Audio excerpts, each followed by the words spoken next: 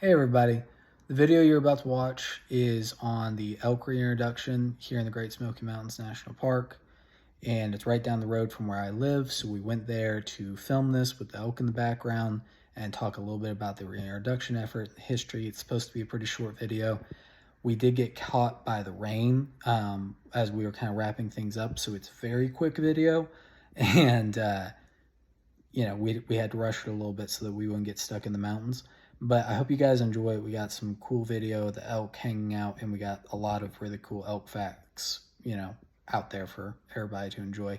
It does look like that these elk are already in kind of the beginning stages of being hunted soon.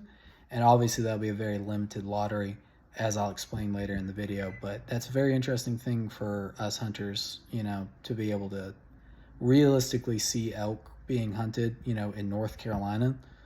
It's pretty cool. So I hope you guys enjoy the video, and I'll let you watch it.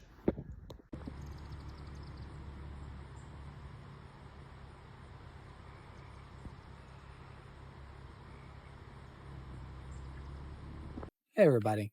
So we're here at the Cataloochee Valley. I wanted to kind of do a quick video for you guys about the history of the elk reintroduction here in North Carolina. What I wanted to start with was the fact that elk are originally from the Appalachian Mountains. There was a subspecies of elk called the Smoky Mountain elk, and they were hunted out in the early 1800s, late 1700s. And for about 200 years, the valleys of southern Appalachia did not have elk. And in 2001, 2002, they reintroduced about 57 elk to the Cataloochee Valley that we're currently in. One of the main reasons they chose this spot over a bunch of others is that it actually has a lot of cleared open fields and is a part of the Great Smoky Mountains National Park, and therefore is protected by the National Park Service. So these fields are going unused. And as you can see behind me, we have several of elk that have been reintroduced in the area. One way off over there, another one hiding back over here. And as we drive through the park, we'll give you guys several more videos and shots of different elk in different locations. But what I want to talk to you guys about is a little bit of the history of how they went about reintroducing the elk here. They started with 57 elk, and the population is currently up to somewhere in like the 250s, roughly. And the original purpose was just a test subject of elk to see how many could survive here, whether or not they could repropagate themselves and do well here in the mountains, because the ecology has changed so much. Along with farming and other methods, there's a lot less forest management than there used to be, a lot more brush, a lot more non-native grasses that have been introduced improperly. And so it was just to see whether or not the elk would be able to survive here. And over the past 20 some odd years, the elk have absolutely, they've quadrupled their number here in the valley.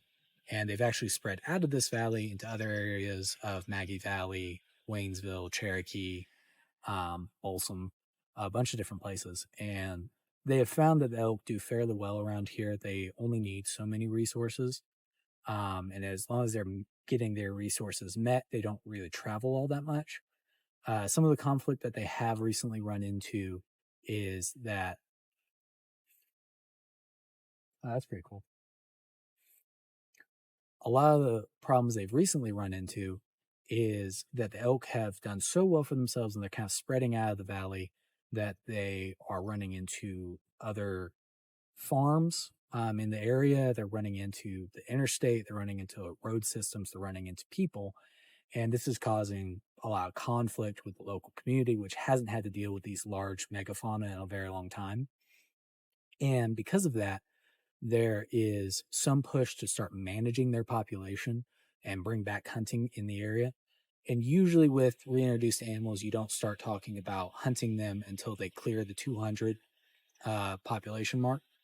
And they have obviously done that, having cleared well over 250.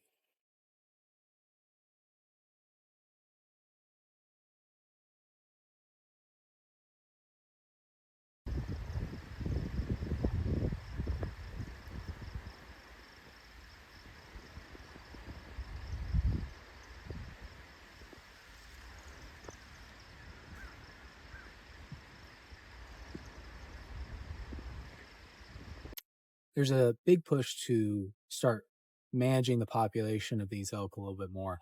They're heavily monitored as they currently are with tracking collars as well as tags in their ears to kind of keep a solid track of where the herd is moving and roughly what their population is, as well as new calves being born and what the survival rate is for those calves in this area. Predator wise, they don't have a ton. They have black bears in the area that hammer the calves of the elk pretty heavily in the spring and through the early part of the summer. But after probably about 4 months or 5 months of the calves being on the ground, they've gotten to the maturity level where they no longer are able to be caught by the bears, and the elk can kind of get away, which means that there's not a lot of predation compared to Rocky Mountain elk, say out west, that are being chased down by mountain lions and by packs of wolves, depending on the region, and even grizzly bears. And so these elk are relatively doing very well and will probably need some human predation to manage out and kind of balance out their uh,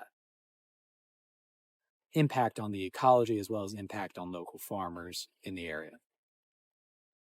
Overall, these elk are really, really cool to have in our backyard here in North Carolina. The mountains are a beautiful setting, and the fact that they traditionally have belonged here is just absolutely amazing to see them coming back.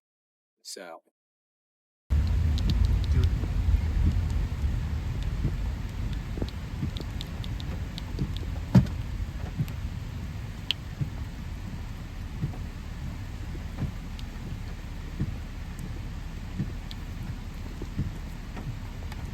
Yes.